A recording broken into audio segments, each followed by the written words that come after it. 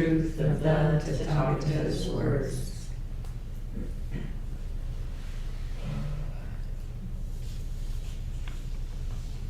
So we've been working in Susan Murphy's book, A Fire Runs Through All Things, Zen Koans for Facing a Climate Crisis. As I was sitting, it kept coming to me, this word, climate crisis, this phrase. Is it even enough for what we're facing? I know we've escalated from global warming to climate change to climate crisis, but are we getting the point? You need to speak up. Okay. So this book is a beautiful, beautiful book. If you haven't had a chance to pick it up or read it, it's highly, highly recommended. Susan Murphy is a Dharma teacher in Australia. She received Dharma transmission from John Tarrant and Ross Boliter in 2001, and she leads regular retreats around Australia and teaches in an Australia-wide Sangha that extends internationally and online. Wow. Yeah, her words are exquisite. I wanted to bring in another person here, Lila Watson, who is an Indigenous artist, activist, and academic, and this is from this same land. And this quote is often attributed to her, but I've read Lila Watson say, it's not mine. This is actually an Aboriginal Australian teaching. So it's coming out of this heart of what we're looking at in Susan Murphy's book. If you've received an email from me, you've seen this before, but I'm going to read it here in case you haven't. It begins, if you've come to help me, you're wasting your time. If you've come to help me, you're wasting your time. But if you've come because your liberation is bound up with mine, then let us work together. If you've come because your liberation is bound up in mine, then let us work together. And this is Gloria Anzaldúa, who's an American scholar of Chicana feminism, cultural theory, and queer theory. And she says something that feels resonant to me. We are not alone in our struggles and never have been. Somos almas afines. We are related souls.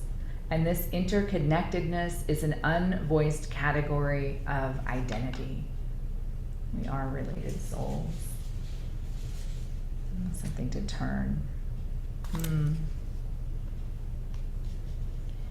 then I want to give us our land acknowledgement and build on it for today. So this is from the website.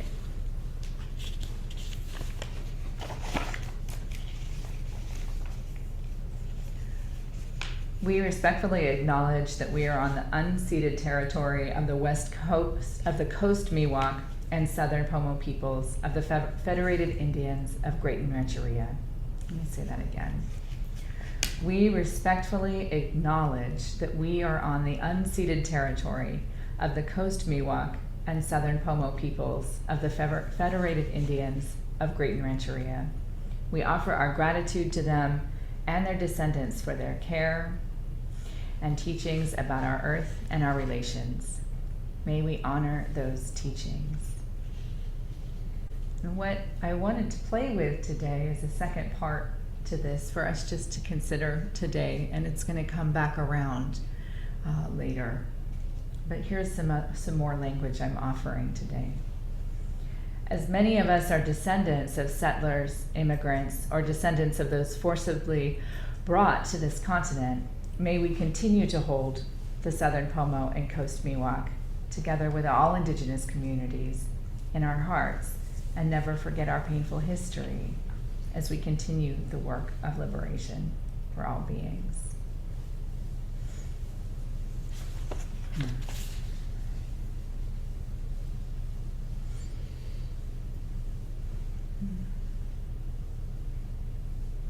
When Shelley was here last week, she ended with a beautiful quote that was from her Native Plant Society that she was talking about.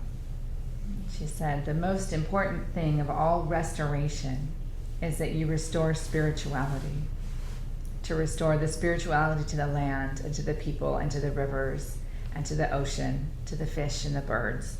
We need to restore the spirituality of all. And I think this is what Susan Murphy is getting at in this book when she talks about the Aboriginal Australian concept of country.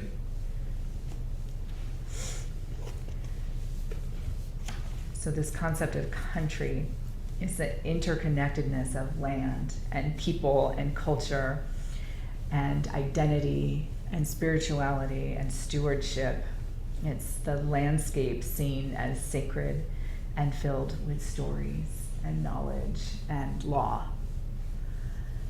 And there's some beautiful moments in the book when she talks about how this sense of that aliveness, the spirituality of the land, just reveals itself to us sometimes. We just see it and feel it. And I think particularly this time of year, as the light is changing, it becomes more accessible for me. Just, oh, here it is, the spirituality of the land. And some of you were at Tassajara at the same time as me. We were there with families, and I wanted to talk a little bit about something that happened there, where this country poked through, where that magic of the land was palpable here in the valley with the giant mountain that is right here to see this stone earth coming forward, rising forward, and the sunlight through the trees as we walk on the little paths, and the stream is right there, it's alive. And we looked at a couple of koans with the families and the children, and one of them was Baizhang's fox, or the wild fox koan. And at the heart of this koan, or the story, is that the teacher Baizhang was asked by one of his students if an enlightened person, a person living in an awake kind of way, is still subject to the laws of causation, to cause and effect. And his initial answer is no. And because of this error in his understanding, he's turned into a wild fox for 500 lifetimes. So the children were given this story and a little fox to take care of while they were there.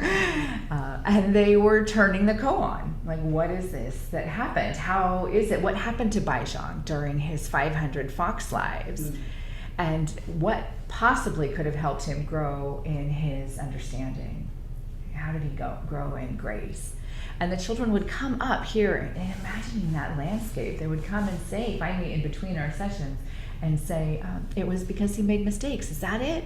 Is it because he was making mistakes and he was learning from them? Right? He was able to grow in his understanding. It's like the wisdom of these little beings that really have a sense of the inseparability of the medicine and the healing. And that was the second koan that we looked at, was the one that this book is centered on.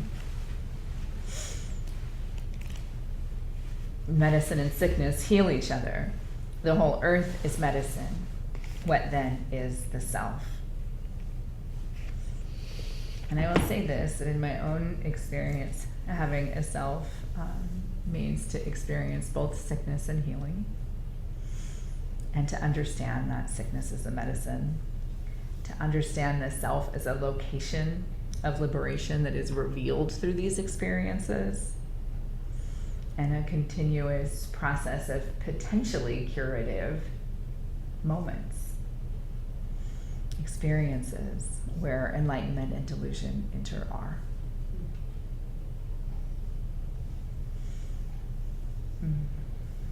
So this is what the children were sharing, is that luminosity of the land that pokes through when country reveals itself can reveal itself right here in our own suffering. So then some questions here. Can the pain and isolation of being in a seemingly separate self be the seeds of good medicine? Medicine that wakes us up to the dynamic interdependence of life, so that we might more joyfully participate even in the 10,000 sorrows. And to bring it back to our land acknowledgement then, can the pain of settler colonialism, as it continues to be ongoing, not something that took place just in the past, but can we bear that pain, the pain of climate crisis, as medicine to find our way forward, to awaken our own hearts? and maybe to experience country. I'm going to read a little bit from this book. Do you want some light? I find it. Maybe a little light I is find not a it bad little idea. Dark in here. It is a little dark in here. Yeah, thank you. Yeah. Making it. Oh, look at that. Is that good? That is good. Yeah, that's Okay. Yeah, that is good. brightens things up. Thank you. You're welcome. Okay. So this is, if you have the book at home or you want to look it up later, Fire Runs Through All Things, page 161, and I'm going to read some excerpts that go through page 167, just little bits. So she's talking about just at the end of a 7-day session that an elder Uncle Max, is walking with her when country appears. She says, a teaching walk with an elder is semi-silent, with no destination in mind, apart from the many points where country, the extraordinary rich sense of presence that this chapter shall endeavor to bring to light, poked through, beckoning him to stop and draw us in to its conversation. Walks in country are slow. They proceed at the speed of close, relaxed attention, for the teachings lie latent in every detail, from the barely discernible seepage of water across a track to the mighty grandmother tree burned down to her core by lightning strike, yet alive in all her edges. She talks about how children can be a vehicle for tasting this. And she's talking about how kids like to turn upside down and like look from between their legs out at the world. You're upside down. So children love looking at things upside down. They know how interesting the world immediately becomes with sky below and earth above, and everything seen brand new and a startling rearrangement of preconceptions. Try it. Anybody want to try it? Face away from what you want to see. Bend over with your legs apart and look through them to glimpse the upside down view. Everything is sharp with a charged energy of presence, as though seen for the first time. Freed of the focal point that is yourself, you catch a glimpse of how the earth sees, with every eloquent detail taking part in one communing. You begin to catch a glimpse of country. Country brings the seamless ecological dharma of the earth to inform the dharma of the Buddhas, a critically important direct transmission that lies beyond scriptures, beyond the talking mind.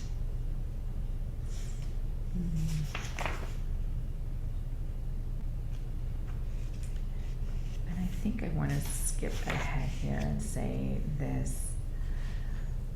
She says, sensing the affinity and shared ground between the Dharma, apparently coming from an Asian elsewhere, and the dreaming anciently revealed in this continent raises a vital question. So I read that as she's questioning her work as a Dharma teacher and what it is to have Buddhism within herself and her life. And then in her particular place, and the dreaming, if you're not aware, is a phrase or word that's used in Aboriginal country to speak of the origins of the land and the place, the realm of ancestors. So sensing the affinity and shared ground between the Dharma, apparently coming from an Asian elsewhere, and the dreaming anciently revealed in this continent raises a vital question. Can I belong to this without transgressing? Can I belong to this without transgressing? That's a question I've asked myself about practicing Buddhism as a white-bodied person in a time when there's increased violence against Asian Americans. Like, what does that mean for us? Can I practice without transgressing? And she says, as an inheritor of unearned settler advantage, someone who can presume no simple right of entry to Aboriginal culture, I find the answer in the question itself. It comes back as, yes, always ask, follow the protocols, beginning with, only don't know.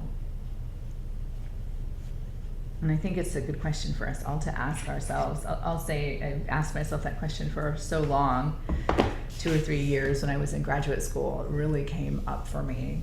And the response that I got from listening was similar to hers. It's like, what a great responsibility to practice and carry on the Dharma. What a great responsibility, and what a privilege and honor it is to do that. And let's ask the questions.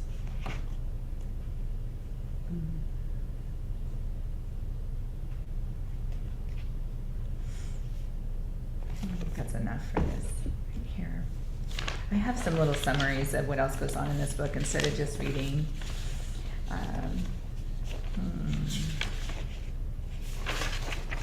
Some of the things she's covering. Recognition of historical injustices, emphasizing the need to recognize the historical context of colonization and its ongoing impact on indigenous communities. Cultural revitalization. She advocates for the revitalization of indigenous cultures, languages, and traditions as a crucial aspect of decolonization. Land in relationship to nature, highlighting the deep connection that indigenous people have with the land and the importance of land-based practices. She argues that decolonization involves reestablishing these relationships and understanding the land's significance beyond economic exploitation. And this list goes on: community empowerment, interconnectedness, education and awareness, and listening and respect. She calls for active listening and respect for indigenous voices and perspectives in discussion about decolonization. For me, that means like asking the really hard question of how am I benefiting from the violent history of this country? What does that mean? We have to talk about race if we're going to talk about loving the land. We have to talk about race if we're going to talk about climate crisis. It's a disproportionate amount of resources are being used by white-bodied people. When we look at the data, we can't talk about climate crisis without talking about racism. We can't talk about climate crisis without talking about colonization. What's the last word? Colonization.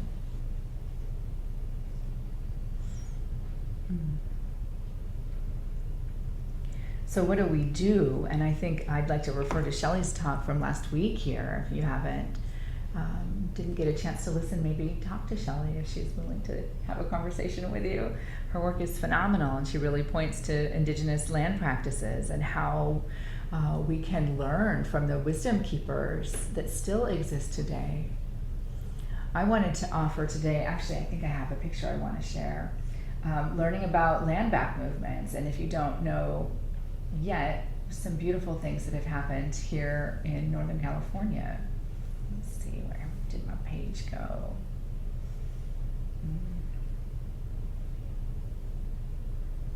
It's somehow lost. Let's see if I can pull it up really quick and I'll screen share.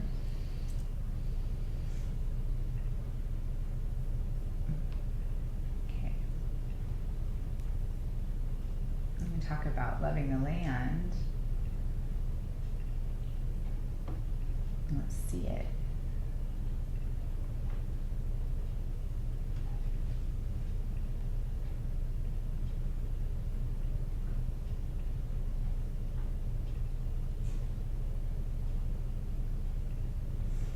And so here's some coastal land very near to us, recently returned to the Great Rancheria.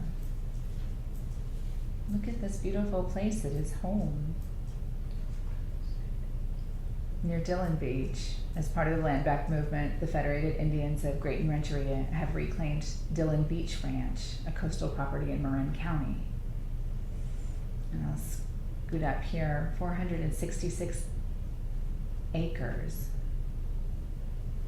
And this one is so beautiful also, looking here. This ranch includes the 1.5 mile Estero de San Antonio, a remote tidal estuary feeding into the Pacific, surrounding grassy terraces that provide vital habitat for a host of native fish, animal, and plant species. This is the first time that something has been actually given back that allows us to preserve a landscape that has been so important to historically, this is Greg Sarah's, there are many sacred and culturally significant sites, particularly around the Estero. And look it up, these little birds that are here. Who are these guys? The California red-legged frog, Myrtle's silver spot, a beautiful little orange and black butterfly, and the tidewater goby, which is a little fish. I had to look that up too. But just a phenomenal, beautiful land that doesn't belong to us. And how can we take care of it? We have a responsibility to do that. In the East Bay, there is something established with the Ohlone people of paying a voluntary land tax. And I encourage you all to contact the Grayton Rancheria and ask them about paying a voluntary land tax that goes to preserve cultural heritage and to support people who need support. If you've ever had the chance to sit with an Indigenous person from Sonoma County and hear their family stories, I trust you will be very changed what families have endured right here. And it's not ancient history, it's very near history. People whose families were taken into the residential schools, their parents, their uncles and aunties, loss of language. So let's make some commitments together. So here's a chance right now to come back to the little stone, to have a little piece of earth with you right now. And we're going to do a short practice. Maybe the people at home, if you were able to find a little pebble or stone or anything that reminds you of the earth, this is a chance to bring it up and listen to it.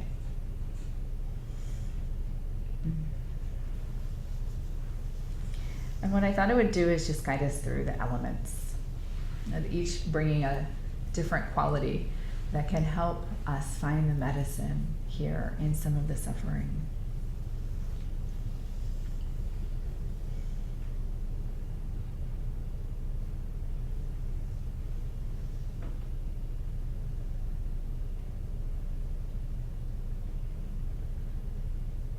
So inviting the elements forward here, imagining first, we've been talking about the book of fire runs through all things. Can we make contact, even very lightly, with the element of fire? It's fire that burns through greed, hate, and delusion. Fire that can open us to a fertile field of awakening. A fire that also warms our homes, that is an inner illumination, a warmth of kindness and compassion. Maybe giving thanks, right relationship with fire.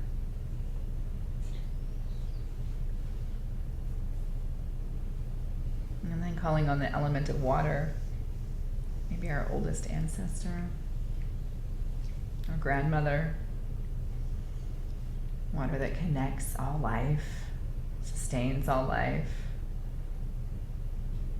that's soft and strong. Coming into right relationship with water. And giving thanks for water.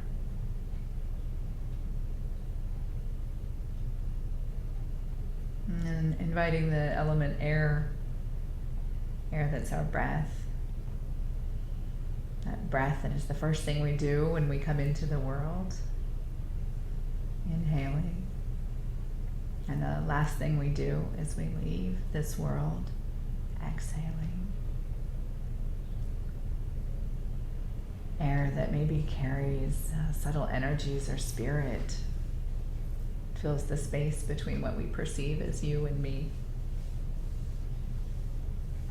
Giving thanks now for air, coming into right relationship with the air.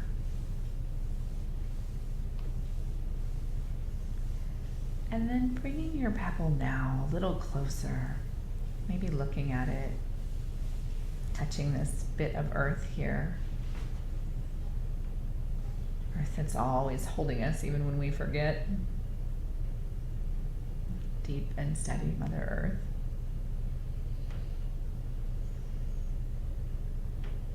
That earth that's our body. And then right here,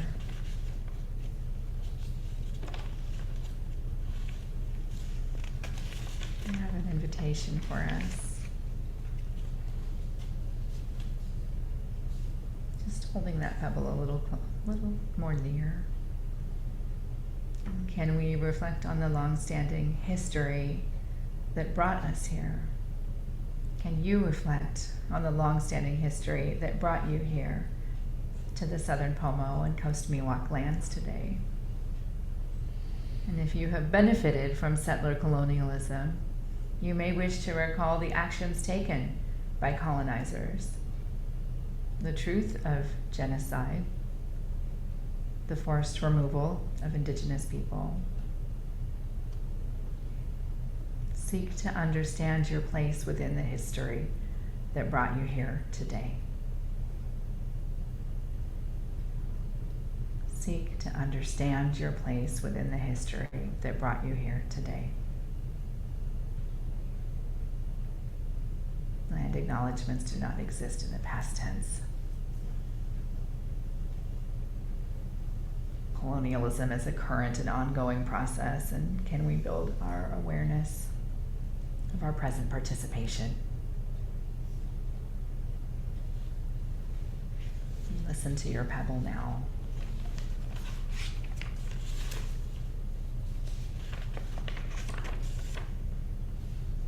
Breathe.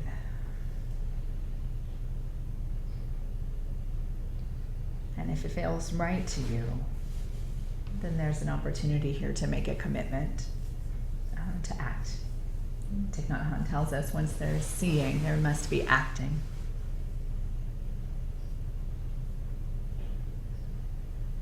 So perhaps that's offering your time or resources to organizations that are dedicated to improving the lives of Indigenous people. Perhaps that's staying in relationship with the land. How can our lives be an ongoing land acknowledgement? It's a beautiful beginning. Let's keep going together, supporting one another so that Fox Grace comes forward. So we have this strength and capacity to turn towards these truths, because without the container of grace and community, it's too much to withstand. And I have a pretty strong feeling that the reason we turn away from the truth is because we don't have the container to hold it. We need one another to do that. We need compassion and kindness to ourselves and one another to do that. So I have some questions to bring into dyads. This feels like personal stuff, and I thought getting into just groups of two might be a supportive way of going forward. So let me say the prompts now, and then we'll let Gretchen put the people in groups.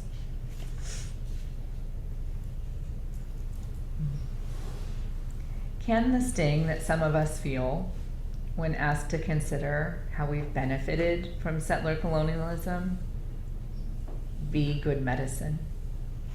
Can that sting be good medicine? Can the sting that some of us feel when we're faced with these truths be good medicine? How are the fires of settler colonialism still ongoing today? And can this fire be a beacon? Can it be a warm glow that brightens our path, keeps us on the path? And if you're not in a place to do that work today, that's labor. And if you're not in the place to do that labor today, let me offer you some Joy Harjo. This is from her book, How We Become Human.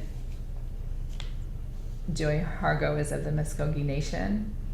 And she writes, "This land is a poem of ochre and burnt sand I could never write, unless paper were the sacrament of the sky, and ink the broken line of wild horses staggering the horizon several miles away."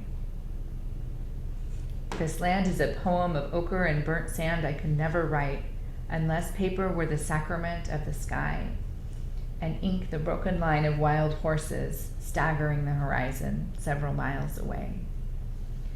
So if it felt like this was the inroad for you in your dyad, you could just start with the phrase, this land is a poem of, and just go from there. What is the land communicating to you, or what did your pebbles say? This land is a poem of.